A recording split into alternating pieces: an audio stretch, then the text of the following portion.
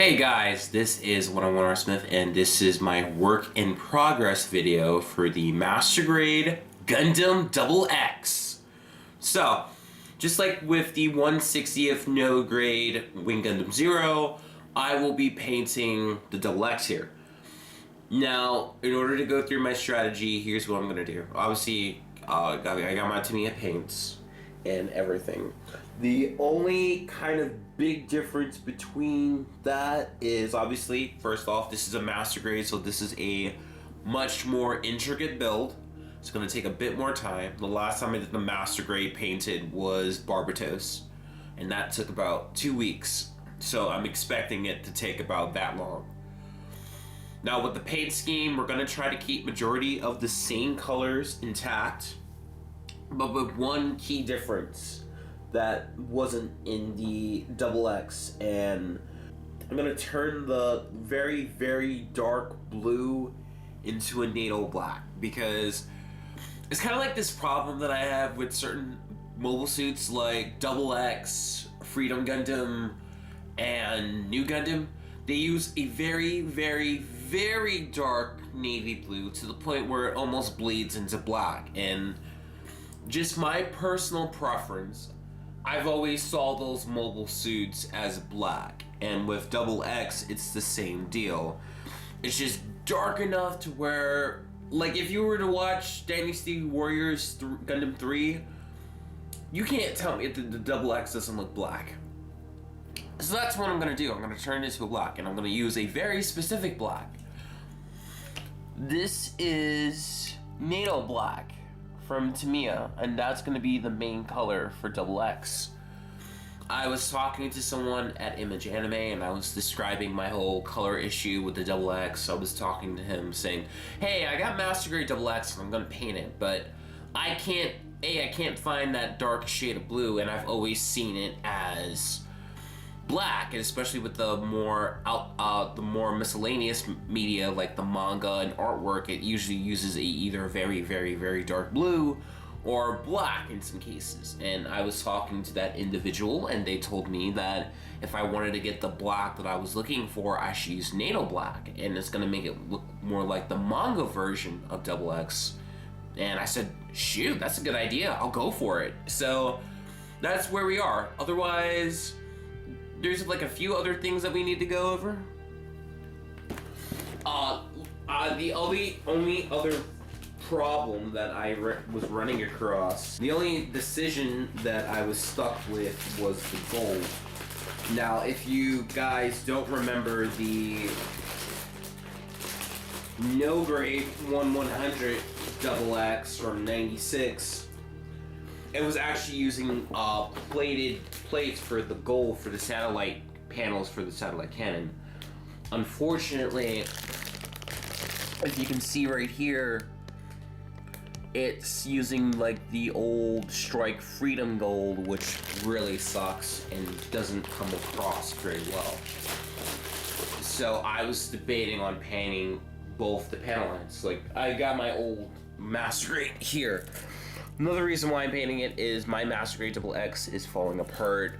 I built it when it first came out in 2015.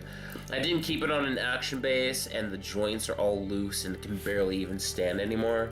It's not holding up well to the test of time, but that's also because of how I maintained it. As you can see, it's very dusty, and I just kind of put it in my back shelf, so it did not age very well. So you see, like, these panels right here is using like the disgusting Strike Freedom gold that I want to get rid of. I was thinking of using a combination of metallic gold and a clear yellow, but then we run into the panels for the twin satellite cannon. As you can see here, that's not plated gold, that's more a translucent yellow with a prism paper on the backside, and my original plan was to paint it all of the gold into one unified color, but because of the translucent yellow that's holding behind the prism paper, I was probably guessing, I'm guessing it's not going to translate well. So I decided instead what I'm going to do I'm gonna use my golden Gundam marker to paint the panels on the forearms and legs, and then leave that translucent yellow alone, so the prism paper can do what it's supposed to do. So that's kind of that is the game plan for the Double X, and hopefully it'll come out well, and I can maintain it a lot better than I did my straight build from 5 years ago. So that's the game plan. Let's do it. Okay, we are kind of in the phase of painting at this point. Most part's going pretty well. The natal black is really working out pretty well, better than I expected. White, of course, going pretty good. I gotta do some touch-ups because some of the parts kind of stuck together, so it didn't work out pretty well. Unfortunately, I got stalled a bit because the inner frame, like in this point, is supposed to be gunmetal. Unfortunately, I ran out of gunmetal and I had to order some. Obviously, during these troubling times, plastic paint is not considered a necessity, so getting some was a little bit of a trouble. The set that I got before the pandemic was from a local store in the Upper East Side, but obviously that's closed, so I had to order some more gray primer and gunmetal from Image Anime. I ordered it last Friday, and it's been currently a week, so we're going a week, and I haven't seen anything yet, but I'm supposed to get something in the baggage today. If that works, we can keep going. So in the meantime, I'm just working on these light pieces, the white, the red, and yellow, and then hopefully, if I get really lucky today, that paint will be in the mail. So someone got extremely lucky today and got their paint in the mail. So now I can go finish up these frame parts here and here. So let's go and knock this out of the park. Alright guys, we are at the end of this work in progress, and I gotta say I'm pretty happy with the results that I'm seeing with myself. As you haven't noticed, we've painted the entire frame a gunmetal, and it worked out pretty well. There were a few little splotches, but some of them were pretty well hidden, so you wouldn't be able to see it. The natal black worked out perfectly. I was so happy with it. I might use it again for those other Gundams that I mentioned, like the Freedom or the new Gundam if I ever did that again.